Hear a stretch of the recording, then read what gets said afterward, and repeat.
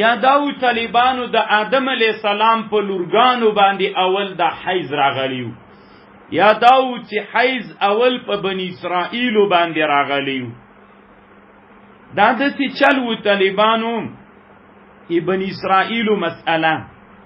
بنی اسرائیلو زمانه کې به جماعتونو دی دوی ته خزی و سړی دواړه ورتلل، بیا به خزو دا پخو کې لرګي ورکړي ول چې دسی جګی جګی سی. که تاسې فکر کړی بعضې وخت دسی لرګي خلکو جوړ کړي پاس پې ولاړ وي روان وي مزل کوي، لیدلی مو دي کله؟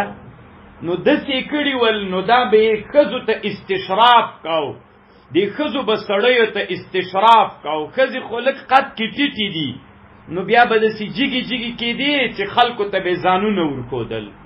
نو الله عز وجل په دوی باندې حیز مقرر که، د دې لپاره په باندې مقرر که په دې ښځو باندې حیز چې دوی له چا نه پاکې سي، چې دوی له جماعت نه منع کړل سي.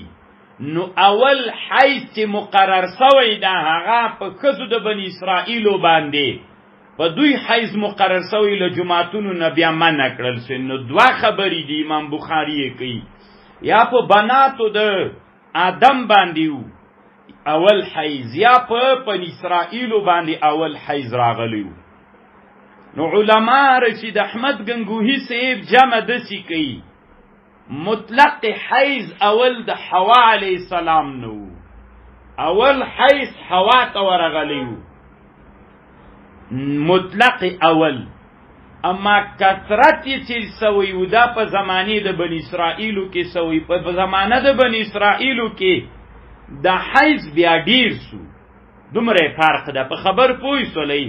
په زمانه د بنی اسرائیلو کې څنګه سو؟ ډیر سو. اما اول حیز چې راغلی و دی چا په زمانه کې و؟ حضرت حوا علیه السلام ته و. یا دا جمع ده چې دا جمع طالبانو رشید احمد گنگوهی سیب کړي، او دا د ابن الحجر رحمه الله مختاره ده. یا دسم ده علامه بدر الدین العینی بیا بل اغلی کلی ده، هغه وایي کله چې اول کې حوا علیه السلام باندې حیز راغلی و، بیا چې کله د بنی اسرائیلو ښځو ګناوې وکړلې، ګناوې چی ولې؟